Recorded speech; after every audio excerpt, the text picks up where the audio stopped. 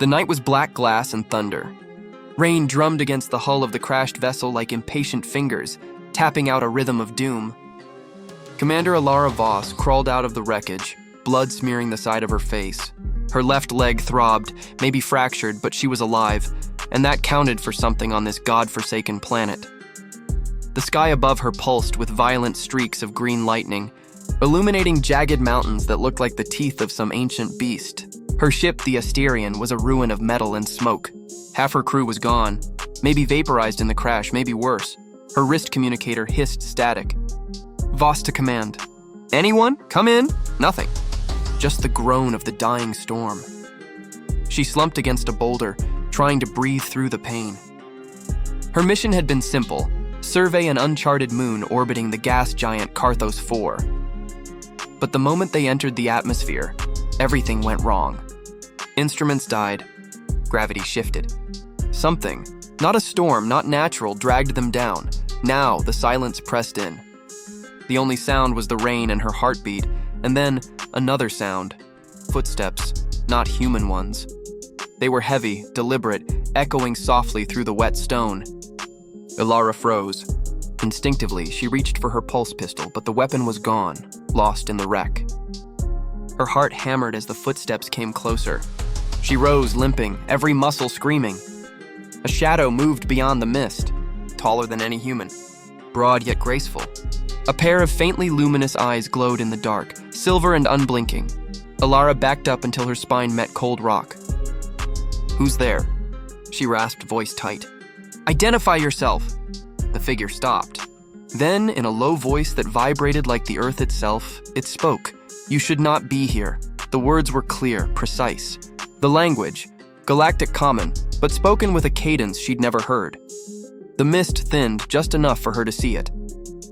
The being stood nearly 3 meters tall, covered in sleek, dark armor that shimmered faintly with blue light. Its face was humanoid, but the skin was iridescent, like polished obsidian shifting with hidden colors. 2 curved markings glowed faintly along its temples, pulsing in rhythm with its words. "You are trespassing," it said. "This world is forbidden." Alara swallowed hard, forcing her voice not to shake. "Our ship crash-landed. We didn't mean to trespass." It tilted its head slightly. "Your vessel fell because the sky rejected you. It is alive in its way. You disturbed its sleep." The logic made no sense, but then again, neither did anything about this planet. "Please," she said, taking a small step forward. "I have injured crew out there. I just need help." The creature regarded her for a long moment, those silver eyes studying her as though peeling back layers of her soul. Then it turned away, cloak rippling in the wind. "Follow," it said simply. They walked for hours through the alien landscape. The rain had slowed, but the air remained thick with electricity.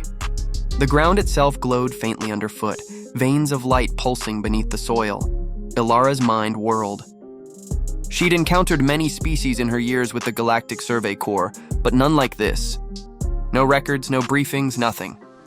Finally, they reached a cliffside where an enormous crystal spire jutted from the ground. The creature touched the surface and the spire opened silently, revealing a cavern of radiant stone and warmth. The temperature shifted instantly. The air here was breathable, comfortable. "Sit," the being said, gesturing to a smooth ledge of rock. Alara obeyed, wincing as she eased her injured leg down. It knelt beside her. Without a word, it pressed its palm against her knee. A soft hum filled the chamber. Blue light pulsed between its fingers, and warmth spread through her limb, numbing the pain. When the light faded, she could move again. "You healed me," she whispered. "I restored balance," it corrected.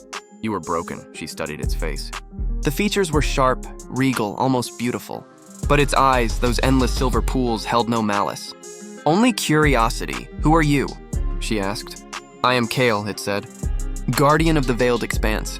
Watcher of the slumbering world." "Alara Voss," she replied. "Commander Galactic Survey Corps." "Human," it said, tasting the word as though it were a foreign spice. "Your kind has not set foot here in many cycles. You've met humans before?" Kale's eyes dimmed slightly. "Long ago. They came seeking power. This world gave them fear instead." Alara frowned. "Fear?" Kyle rose and turned toward the glowing crystals. They did not understand the truth of this place. They came with weapons. They awoke something that should never wake. A deep rumble echoed through the cave as if the planet itself remembered. What did they awaken? Alara asked softly. Kale looked back at her. The hollow. A hunger that devours thought. It sleeps now, because we remain vigilant. There was silence for a long moment. Only the faint hum of the crystals filled the space between them. Then Kale said almost gently, "You are not afraid." Alara blinked. "Should I be?" "You stand before a being who could unmake you with a thought," Kale said simply. "And yet you look at me as though you see an equal." She met his gaze. "I've faced worse things than death." "Death is not the worst thing," he murmured. "Maybe not," she said, her voice quiet but steady. "But fear won't save me." "Understanding might." Kale studied her again, head tilted, eyes bright. "Humans," he said slowly. "Still driven by wonder. Still blind to consequence." "Maybe," she said. "But we learn, eventually." He was silent for a moment longer. Then he turned toward a deep passage at the back of the cavern. "Your crew," he said.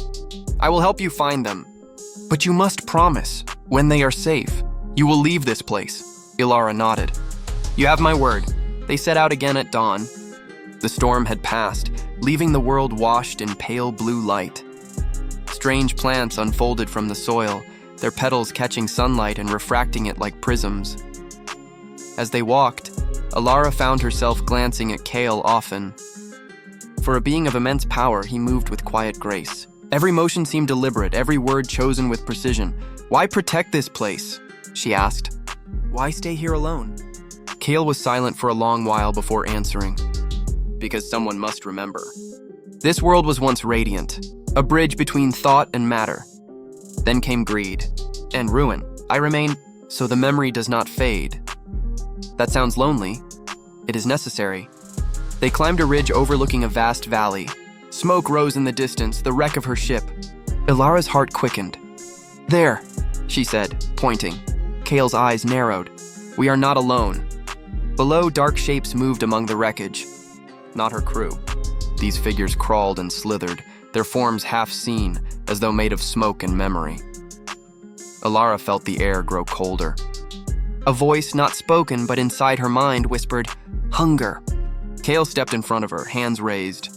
The markings on his skin flared brilliant white. "Stay behind me," he commanded. "What are those things?" She breathed. "Echoes," Kyle said. "Remnants of the Hollow's dreams." The creatures turned toward them, their faces melting and reforming, sometimes human, sometimes alien.